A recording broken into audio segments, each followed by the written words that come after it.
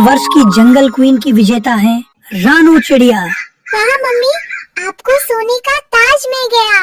सुंदरवन में पक्षियों की सबसे बड़ी प्रतियोगिता जंगल क्वीन होने वाली थी। सभी पक्षी नए नए कपड़े बनवा रहे थे। रानू चिड़िया के घर में पैसों की तंगी थी, इसलिए वह उदास बैठी थी। तभी वहाँ गोरी कौवी सज धज कर आ पहुँची। अरे रानू, बैठी बैठी क्या सोच रही हो? सुना है इस बार जंगल क्वीन प्रतियोगिता में जो जीतेगा उसे सोने का ताज मिलेगा। पर तुम तो वही फटी पुरानी साड़ी पहनकर जाओगी, है ना? गोरी बहन, मेरे लिए ताज जरूरी नहीं है। मेरी बेटी गुड़िया का मन था कि मैं इस प्रतियोगिता में भाग लूं, पर मेरे पास पहनने को कुछ अच्छा है ही नहीं। अरे, जब किस्मत ही फटी हो तो कपड़ों से क्या होगा? कालू जी ने मेरे लिए शहर से रेशम की साड़ी मंगवाई है। तुम एक काम करो, स्टेज पर आकर तालियां बजाना।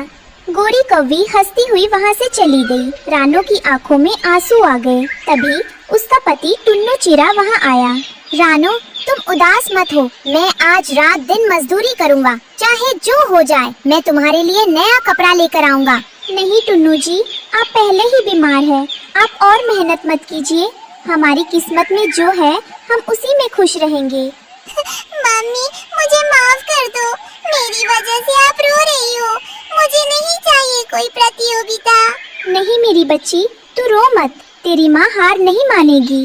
रानू अपनी उदासी छिपाने के लिए रात के समय जंगल की सूखी नदी के पास बैठी रो रही थी। तभी पेड़ से उड़कर ज्ञानी उल्लू बाबा उसके सामने आए। रानू बेटी, एक माँ की आंखों में आंसू शोभा नहीं देते। मैंने सब देखा है। उस घमंडी गोरी ने तुम्हारा दिल दुखाया है।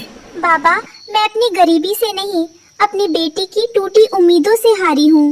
ये कोई साधारण बीज नहीं है रानू, ये जादुई गुलाब का बीज है। इसे ले जाओ और अपने आंगन में बो दो। इसे अपनी सच्ची मेहनत और ममता के आंसुओं से सींचना।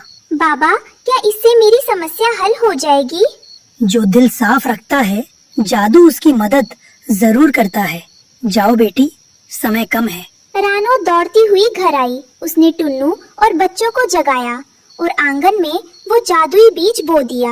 मम्मी, क्या इस बीज से रसगुल्ले उगेंगे? मुझे बहुत भूख लगी है।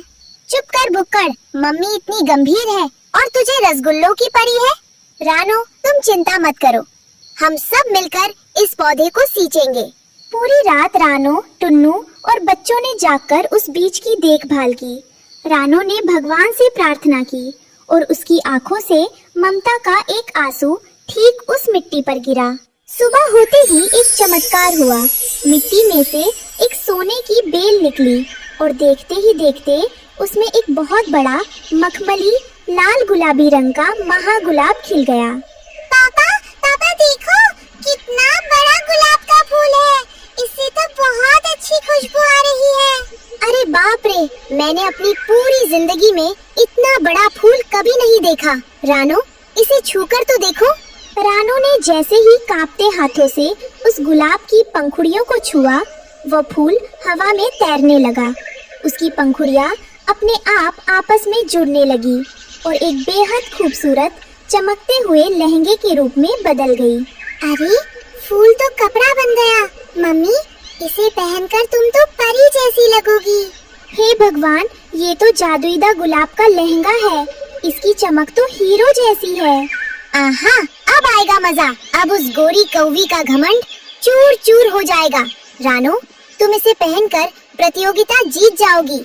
उस लहंगे से ऐसी दिव्य खुशबू आ रही थी कि आसपास की सूखी झाड़ियों में भी छोटे छोटे फूल खिल गए। जंगल के जुगनू और तितलियाँ अपने आप उड़कर उस लहंगे के बॉर्डर पर आकर बैठ गए। उधर गोरी कौवी को जब तोते और कबूतर के जरिए रानू के इस जादुई लहंगे के बारे में पता चला तो उसके बदन में ईर्ष्या की आग लग गए।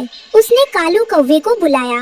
कालू जी, अगर वो रानू चिड़िया वो जादुई लहंगा पहनकर प्रतियोगिता में आ गई तो सोने का ताज उसे मिल जाएगा। मैं ये बर्दाश्त नहीं कर सकती। तो मैं क्या करूं भाग्यवान? क्या रानू के लहंगे पर गोबर फेंक दूं? अरे बुद्धू, गोबर क्यों फेंकोगे? रात को जब सब सो रहे होंगे तुम चुपके से रानू के घर जाना और वो जादुई लहंगा चुरा लाना। वो ताज सिर्फ मेरा होना चाहिए।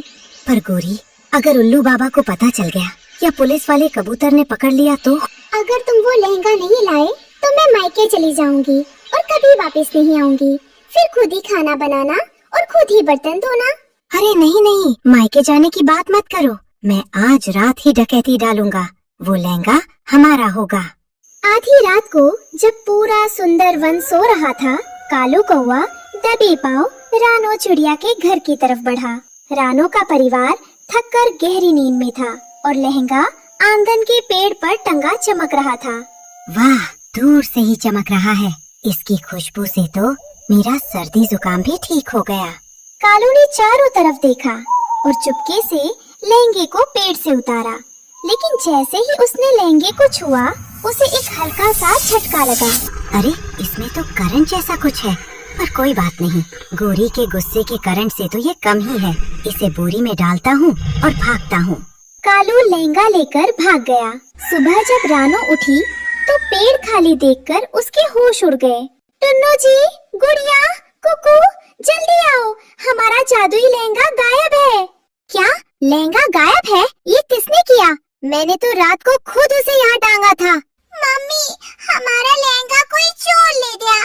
अब आप प्रतियोगिता में कैसे जाओगी? भगवान, मेरी गरीबी का सबने मजाक उड़ाया। जब आपने एक उम्मीद दी तो वो भी किसी ने छीन ली। हमारी किस्मत में सिर्फ रोना ही लिखा है। जंगल क्वीन प्रतियोगिता का दिन आ गया। वन के सभी पक्षी सज धज कर मुख्य मंच के पास इकट्ठा हो चुके थे। हरियाली तोती और बबली कबूतरी मंच पर बैठी थी। तभी गोरी कौवी बड़े घमंड से वहां पहुंची। अरे गोरी बहन, ये तुमने क्या पहना है? ये तो अद्भुत है। ऐसा लहंगा तो पूरी जंगल में किसी के पास नहीं है। अरे तोती बहन, ये खास ऑर्डर पर बनवाया है। इसके सामने शहर की साड़ियाँ भी फेल है। देखना, आज सोने का ताज मेरे ही सिर पर सजेगा। पर गोरी, इसमें से गुलाब की खुशबू के साथ साथ कुछ अजीब सी करकराहट की आवाज क्यों आ रही है? वो तो इस लहंगे के कीमती हीरो की आवाज है। तुम गरीब क्या जानो। तभी रानो चिड़िया अपनी साधारण फटी हुई साड़ी में अपनी बेटी गुड़िया का हाथ पकड़कर वहां पहुंची। रानो की आंखें सूजी हुई थी। अरे रानो, आ गई तुम? अच्छा हुआ आ गई। देखो, मेरा लहंगा देखो। कुछ याद आया या अपनी फटी साड़ी देखकर और रोना आ रहा है? ये तो मेरा जादुई गुलाब का लहंगा है। गोरी बहन, तुमने और कालू जी ने इसे मेरे घर से चुराया है। ए चिड़िया, संभल कर बोल। चोरी का इल्जाम लगाती है। तेरे पास क्या सबूत है कि ये तेरा है? क्या इस पर तेरा नाम लिखा है? प्रतियोगिता शुरू होते ही गोरी कौवी घमंड से रैंप पर आई, लेकिन तभी जादुई लहंगे की पंखुड़ियाँ तीखे कांटों में बदलने लगी। ओए माँ, कालू जी बचाओ, ये लहंगा मुझे काट रहा है। पूरे बदन में सुइयां चुभ रही है।